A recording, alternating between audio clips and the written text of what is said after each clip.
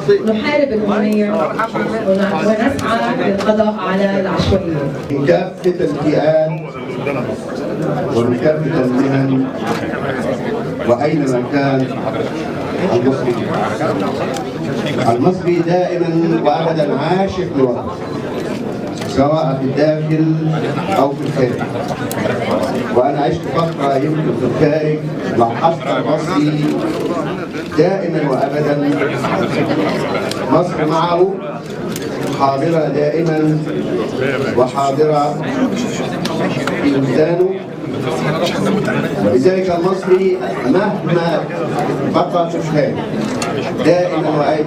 دائما وابدا عينه على هذا البلد. من اجل مصر الحفاظ على القيم الاخلاقيه والقيم الوطنيه.